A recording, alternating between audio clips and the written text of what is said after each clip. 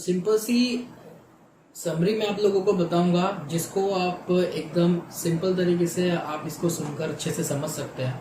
ठीक है, ज़्यादा लंबी चौड़ी वीडियो नहीं बनाऊंगा। आप YouTube पे और ज़्यादा इसकी वीडियोस देखेंगे तो आप देखोगे बहुत लेंथी वीडियोस है। कोशिश करेंगे से 10 से 15 मिनट के बीच में अपनी वीडियो को हम फिनिश करें।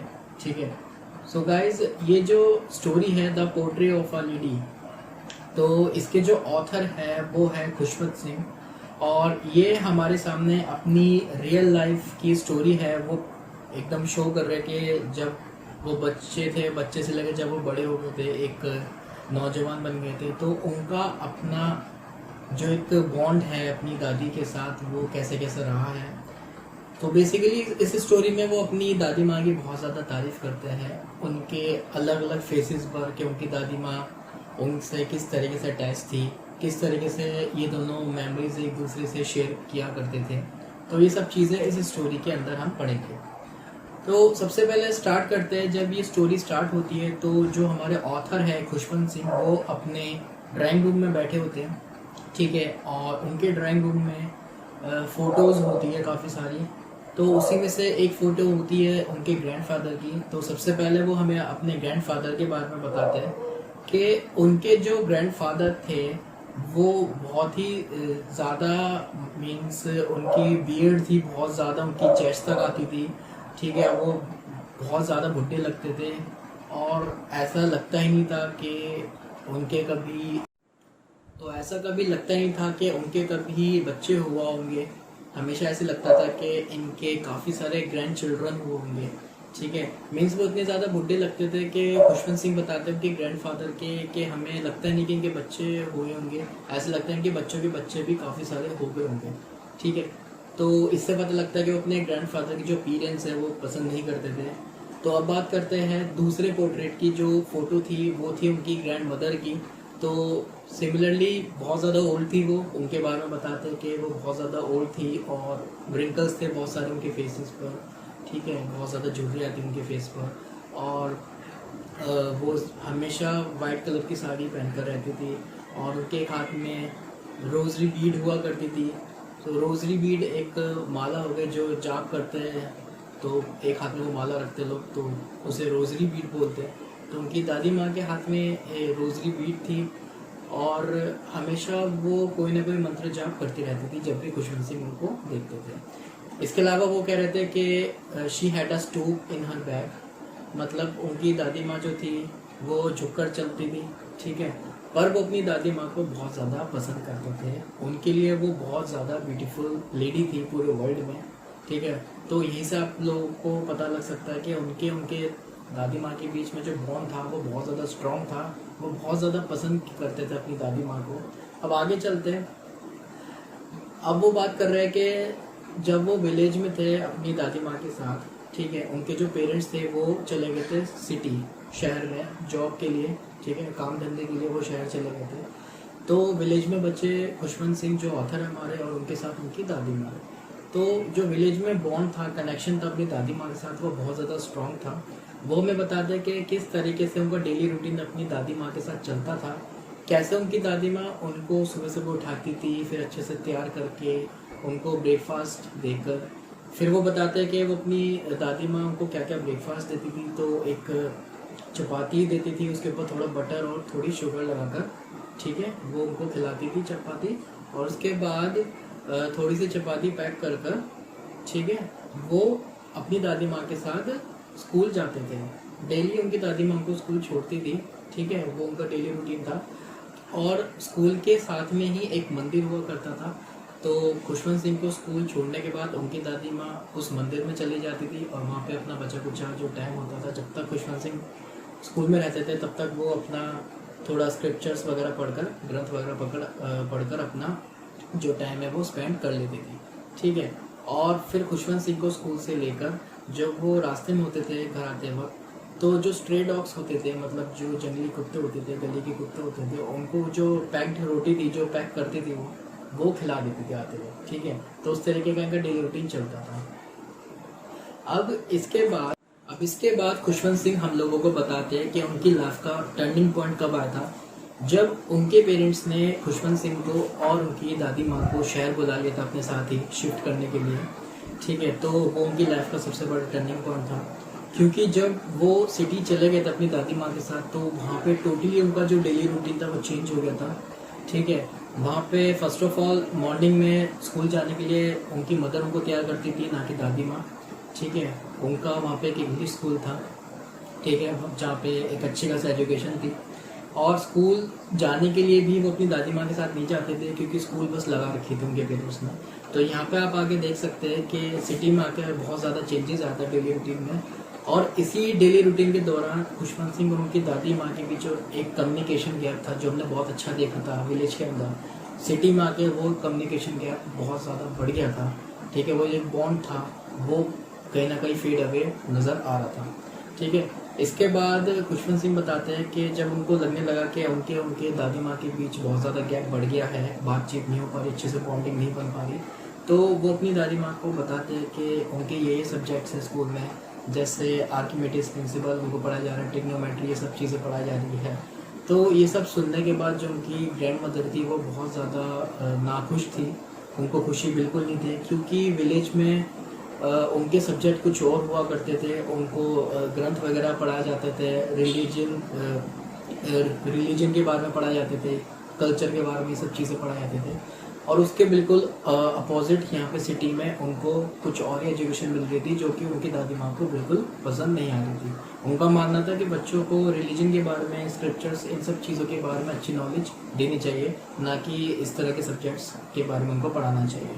इसके बाद उन्होंने ये भी बताया अपनी दादी माँ को कि हमें म्यूज़िक भी सिखाया जा रहा है स्कूल में। तो ये चीज़ सुन के और ज़्यादा बुरा मान के थी दादी माँ कि जो ये म्यूज़िक सीखने का ये सब काम जो होते हैं वो बैगर्स करते हैं, भिखारी करते हैं, बच्चों को ये सब चीज़ें नहीं सीखनी चाहिए।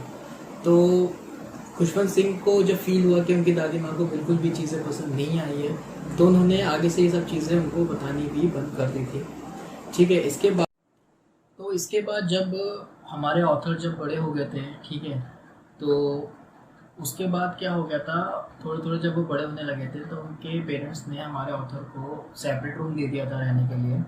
तो अब वो अपनी दादी माँ के साथ नहीं रहते थे, वो एक अलग कमरे में रहते थे। तो इस चीज़ का बहुत ज़्यादा एक सदमा लगा था उनकी दादी माँ को, बट उन्होंने कभी भी खुशवंत सिंह को ये शो नहीं किया कि उनको अंदर अंदर बहुत बुरा लग रहा है, ठीक है।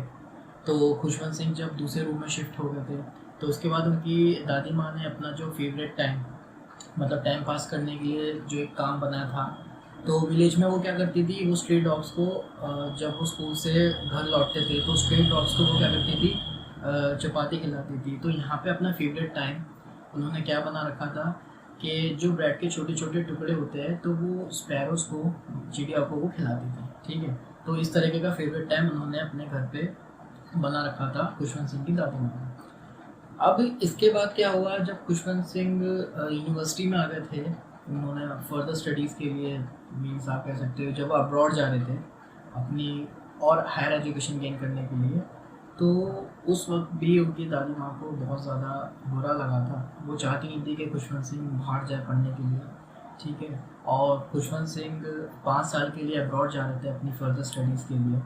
तो दादी माँ ने, जाहिर सी बात है, वो उनके करियर के बीच में नहीं आना चाहती थी, और हर बार की तरह अपना पेन को छुपाकर, ठीक है, अपने ग्रीफ को छुपाकर वो उनको रेलवे स्टेशन तक छोड़ने गई थी। और छोड़ते वक्त उन्होंने खुशवंत सिंह की फोरहेड पर एक किस किया था, ठीक है। तो इसके बाद खुशवंत सिंह को ये भी नहीं पता था, ये भी कंफर्म नहीं था कि जब तक वो अपनी फर्दर स्टडीज़ कंप्लीट कर कर वापस आएंगे तो क्या वो अपनी दादी माँ को ज़िंदा देख पाएंगे, क्योंकि 5 इयर्स बहुत ज़्यादा होते हैं और उनकी दादी माँ की जो उम्र थी वो भी बहुत ज़्यादा थी।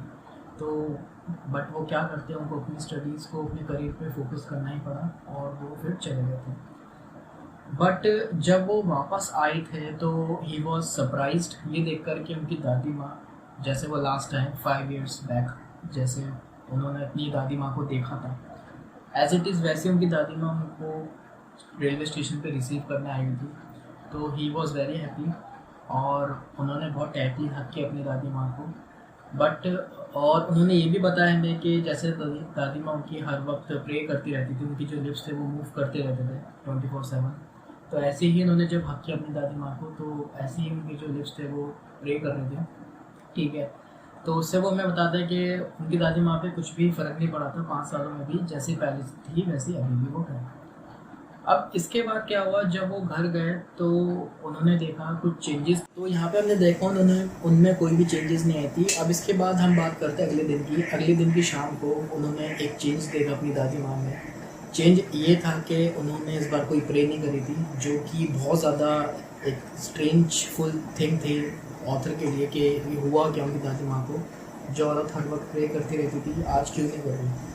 तो इस टाइम पे उनकी दादी माँ ने प्रे ना करते हुए क्या करा था कि अपने आसपास मोहल्ले की जो औरतें उनको इकट्ठा करके वो एक पुराना सा ड्रम लेकर आई थी और उसको बजाने लगी, मतलब उन्होंने भजन कीर्तन करने शुरू कर दिए थे। ये चीज़ देखकर खुशवंत सिंह ने उन्हें बहुत ज़्यादा रोका कि आप ऐसा मत करो कंटिन्यूसली, क्योंकि इससे आपकी हेल्थ पे भी इफ़ेक्ट पड़ सकता है, क्योंकि आप में इतनी एनर्जी नहीं है। क्योंकि ऑब्वियसली जब भजन कीर्तन होते हैं तो उसके लिए बोलना पड़ता है, और बहुत कंटिन्यूसली वो काफ़ी घंटों से गीत गा रही थी। तो उन्होंने बहुत कोशिश करी, बट उनकी दादी माँ ने उनकी बात बिल्कुल भी नहीं मानी। तो इसके बाद क्या होता है, अगले दिन सुबह एक हल्का सा बुखार चढ़ता है उनकी दादी माँ को। डॉक्टर को जब चेकअप कराया तो उन्होंने बताया कि एक माइल्ड फीवर है, तो she will get soon, normally ऐसे बोला कि जल्दी ठीक हो जाएंगी। बट उनकी दादी माँ को पता लग गया था कि उनका जो एंड है वो बहुत ही ज़्यादा क्लोज है, और उन्होंने खुशवंत सिंह को बता दिया था कि अब मैं ज़्यादा टाइम जिंदा नहीं रह पाऊँगी, मेरा एंड बहुत ज़्यादा नज़दीक आ गया है। इसके बाद उन्होंने बिना वक्त ज़ाय करे घर में किसी से बात नहीं करी, और उन्होंने फटाफट से क्या करा, अपनी रोज़री बीट ली, माला ली और जप करने लगी, ठीक है, प्रे करने लगी। तो प्रे करते करते अचानक से क्या हुआ, उनकी आंखें बंद हो गई और जो रोज़री बीट थी, वो माला थी, वो नीचे गिर गई उनके हाथों से, ठीक है। तो अब तक खुशवंत सिंह समझ गए थे कि शी इज़ नो मोर। उन्होंने अपनी दादी माँ को बेड से उठा के नीचे ग्राउंड पर रखा, फ्लोर पर रखा, और उसके बाद एक रेड कलर का कपड़ा होता है, ठीक है, उससे उनको कवर कर दिया। और अगले दिन ही बहुत ज़्यादा लोग रोए, क्योंकि ऑब्वियसली जिससे आप ज़्यादा प्यार करते हो आपसे बहुत ज़्यादा अटैच होते हैं। तो वो अपनी दादी माँ से बहुत ज़्यादा अटैच थे और वो इस दुनिया में नहीं थी, तो बहुत ज़्यादा लोग रो रहे थे, खुशवंत सिंह बहुत ज़्यादा रो रहे थे। इसके बाद रूम में बहुत सारी थाउजेंड्स ऑफ नंबर, मतलब इतने सारी स्पैरोज हज़ारों की तादाद में रूम में आ गई थी, वो भी अपना शौक जताने आ गई थी, ठीक है। तो उसके बाद खुशवंत सिंह के मदर ने कुछ ब्रेड वगैरह दी स्पैरो को, कि जो स्पैरो है वो भूखे होंगे इसलिए यहाँ पे आ गए। बट वो इतने ज़्यादा सैड थी सारे स्पैरोज के, उन्होंने किसी ने भी कोई भी ब्रेड का टुकड़ा नहीं खाया, वो बस उसकी ग्रैंड मदर के लिए आए थे वहाँ पे। और जैसे ही उनकी ग्रैंड मदर की बॉडी को ले गए थे, तो उसी के साथ साथ वो सारी जो थी स्पैरोज वो भी वापस उठ के बाहर चले गए थे। तो ये हमारी स्टोरी का एंड है।